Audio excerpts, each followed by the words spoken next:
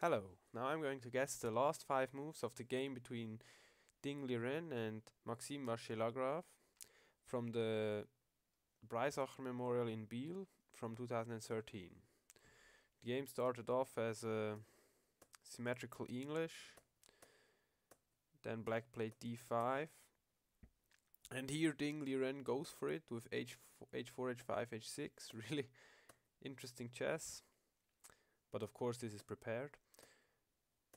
And here Ding plays a move that I would never consider, not even in 1,000 years.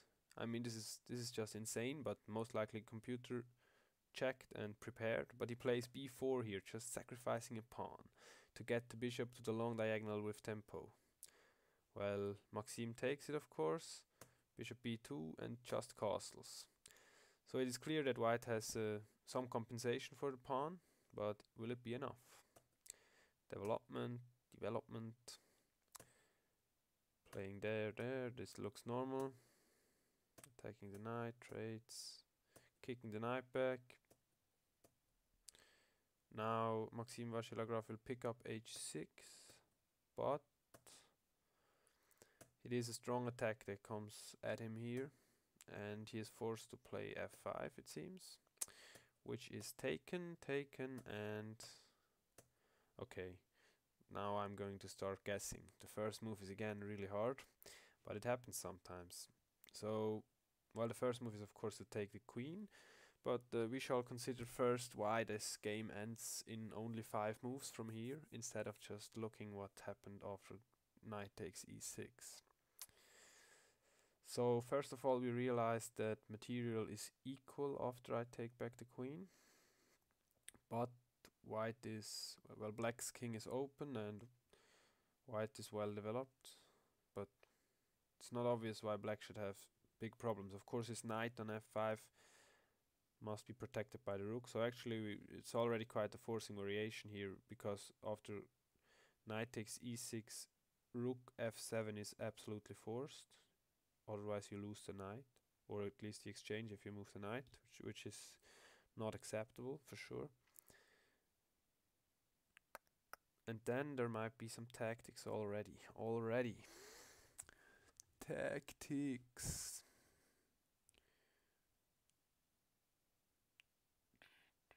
Because, I mean, the diagonal, the h3 c8 diagonal looks kind of interesting. Because, ooh, wow.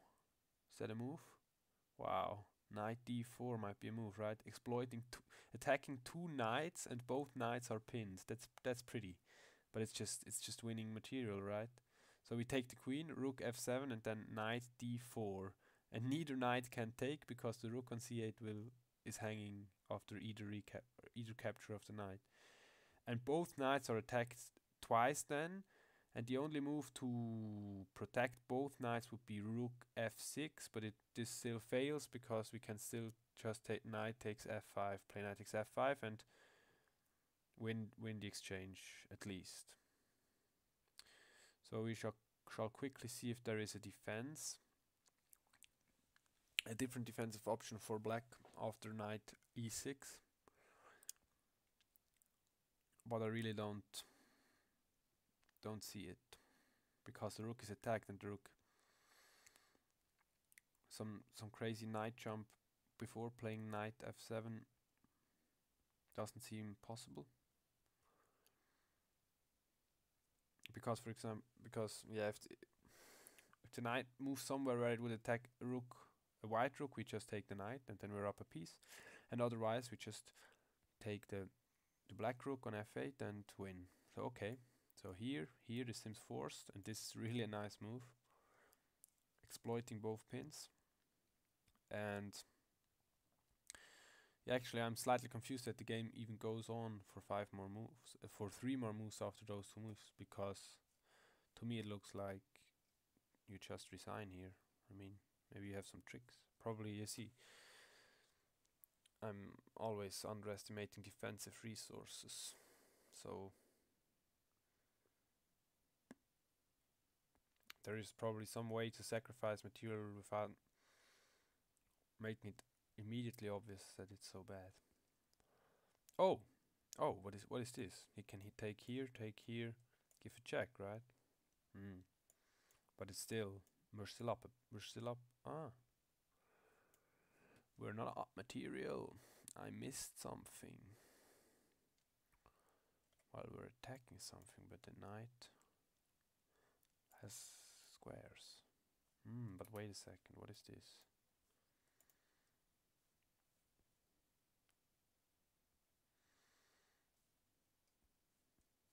What? Currently down a piece. So this isn't even clear. There's two pieces for the rook. This is not.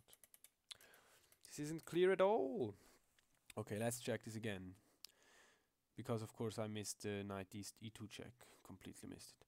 So we take the queen, rook f7, knight d4, knight f takes d4. Ah, but we can just recapture maybe. But then yeah, we recapture, and after rook c7 we play bishop e4, e5, and then the rook cannot stay guarding the knight on c6. Wait, let's see this again. Takes, knight. Just want to check the taking the rook again. Taking the rook runs into check, and then taking a rook too. So material. Why are we down a piece there? What? Queen. Oh, he takes a piece. We take a rook. He takes a rook. Oh, of course. He took our knight on d4. And if we just take back, yeah, that's not winning. But I suppose it's winning. Knight, bishop e5 is winning, right? I mean, just taking back. We have two threats, I see now. We have bishop e6 and bishop takes c8. But I thought after this move is, I mean, okay, both this move as well as this move are probably winning, but I suppose this is better. Not, not sure. I mean, we can play very tricky stuff like even like that's not good. Now here we would have to take.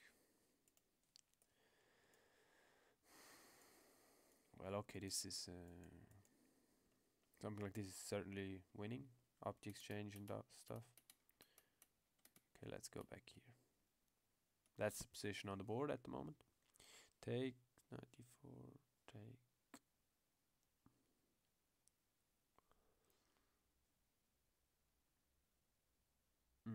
He can also attack after bishop takes d4. He can also play rook d8 attacking our bishop, but then we're gonna just simply take the knight. And when he takes our bishop, we still have this bishop e6 winning the exchange. So after all, I do believe that we are winning material here. For example, this line. We always win the exchange, right? So that's gonna be my variation. Let's see if it was played out like this. Knight takes. So I was right about that variation, and thus there is a different move played by black. Instead of just moving the rook, he goes with bishop c5. New main line. And now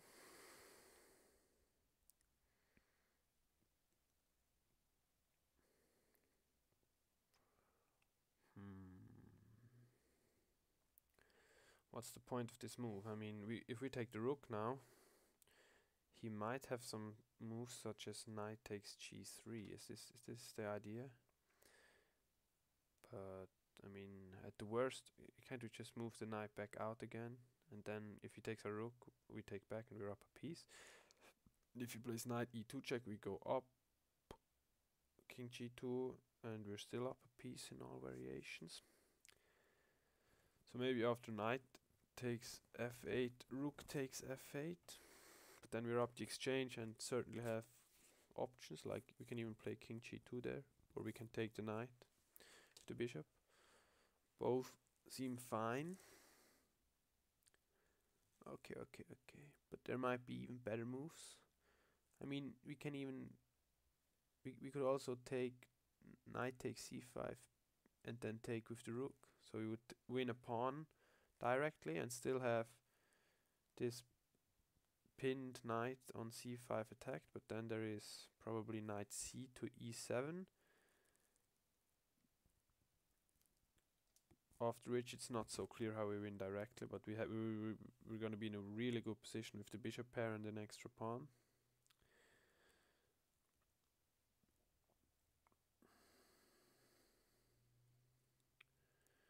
Should be more crushing. It should be crushing here. Something should be crushing. Crushing. I mean, we could even play moves such as d4 in between move, in order to take out the knight takes g3 possibility. Well, probably after no d4 he takes with the c knight, and then he always has the e2 fork for going for him, so we don't want this. We certainly don't want this. So okay, I don't really see why we wouldn't just take the rook. Knight g3. I mean, it's knight g3, and we go just back out with the knight, and then we're up full rook. And of course he can take back the exchange, but not more. That will leave us up a piece. What am I missing?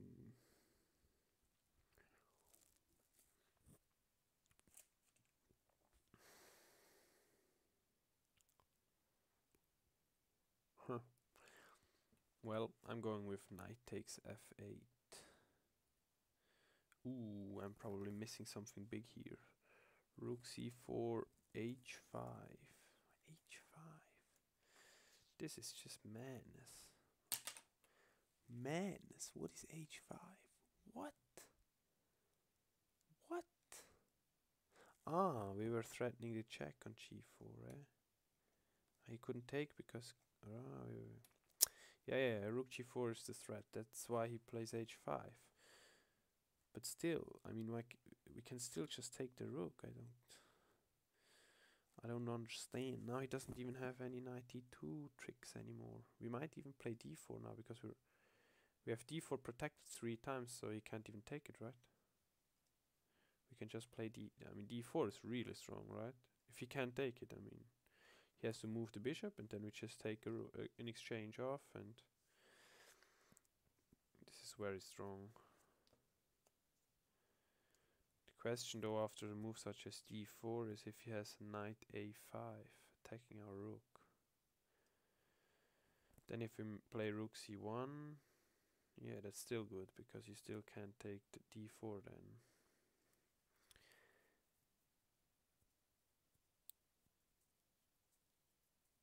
He can also try, after d4, he could try knight d6, but also rook c1, and then the bishop's even trapped, so that doesn't work at all. But after d4, he could try a move such as rook fe8, attacking our knight. Then if we take the bishop, he takes the knight. And then it's not as clear as before. So d4, rook e8 is a problem.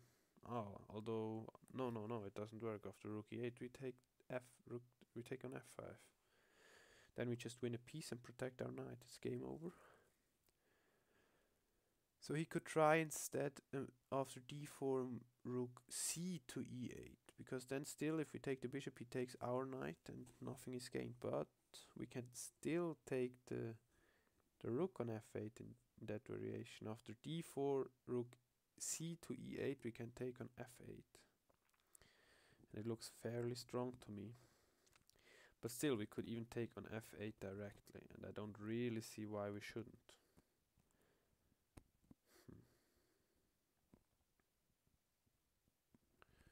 Why not taking on f8?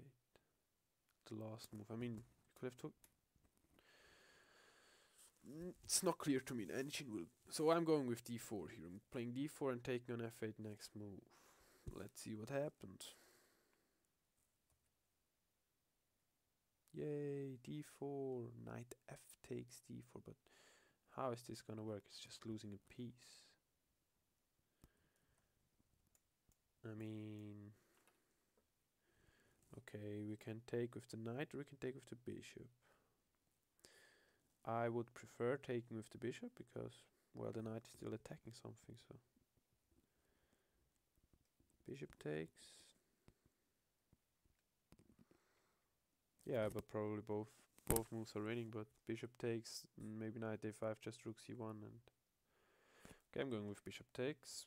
Both look very strong. He goes knight takes, and then knight e5.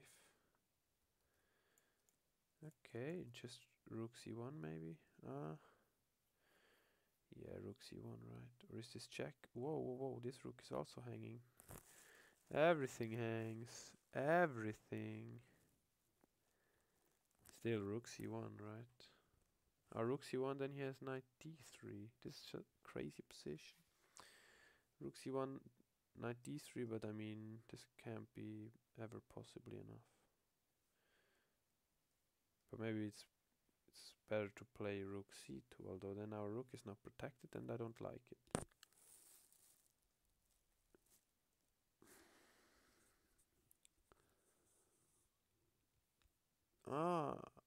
Ooh, rook c1, though he can take on d4. Then if we take back, then he always has the knight f3 fork with the forking our bishop and king. So maybe we should just take the rook and then let him take our rook and then give the check, winning the. Ooh, that's good. Yeah, yeah, yeah. So here he can take our rook, of course, because of check. But he can take here. He has to take there. And now we still. But now we just move away. And he cannot take our knight because of the pin, but he has this move. So maybe we move to here. We would move here and then he can't take our knight, he can give a check on f3 and fork nothing. And he's just down what? A rook, a full rook? Yeah, okay. So we just take on c8 here and then resign. Bishop takes c8, resigns. Okay. Let's quickly check with the engine from the start. So we start guessing from here. Well, first move obviously is forced. So wow. We're completely winning here, and of course we should actually I should have seen all the way through here, but I didn't really see everything. But I guess we're so winning it doesn't matter. Rook f7. Rook f7 wasn't played, but because what was this move was what I wanted to play, which also is strong, but by far not the strongest. It's the cutest, but it's not the strongest due to this move, which I saw. Oh no, I want cancel. I wanted this. Okay, which is about the same. This. Yeah. Rook takes. King g7. King g2. Yeah, so that's about the variation I saw, and we're up in exchange. But you see, I mean, this is if you play like this from this position, you're really making it hard on yourself, because with the exchange you still have to show some technical work, and according to the engine there is a much better option, which is just bishop g2, very simple, but probably just winning a full piece instead of an exchange, which is much better. Wow, what a position. Yep, that's just better. Yeah. Because we have to pin. So, you know, it's important in such positions to be precise, and that's exactly what I wasn't here, because what I wanted to play is fine, it leads to an advantage for white, but it's just not the best. And this is exactly the moves that make your life hard, and they will cost you many points in practice if you play if you often don't play the best move in such positions. So, but instead of rook f7, which would have been refuted by bishop g2, he played bishop c5, which is the second best move by the engine, but which runs into d4. But that's not even what I wanted. What did I want here? Oh, I wanted just to take on f8. Why is this not a good move? Add new variation. So this is also okay. This is probably very fine here. Rook takes f8. Yeah, and I thought actually we could, for example, take here. Yeah, but that's already it. You see, you're making your life hard. I mean, whoops, a5. I mean, yeah, you're winning here for well, I guess you're winning with white almost certainly, but it's still a lot of work to do. I mean, you're gonna sit at the board for another hour or two in a classical game or something. Whereas, yeah, whereas you whereas Ding Liren finished in 3 moves from here, so that's much more efficient. You need to be efficient. Also, I also thought this move might be something. Yeah, anyway, it's the same. It's just an exchange instead of here. Well, this check is very deadly, and now you have an entire piece. And you know, a piece is better to have. It's better to have a piece than to have an exchange. And actually, what Vachier-Lagrave played. Now it's even a rook, right? After rook c2, which I saw, and now it's just a rook, and okay, it's game over. So this is of course quite a tactical position here, but white is winning, and it's important to, in such positions, it's important to be precise and to use your chances. And I'm not happy with my run in this guess move, because well, all the moves I guessed were good in a sense, but they weren't the best, and that's what we have to strive for. So, thanks for watching.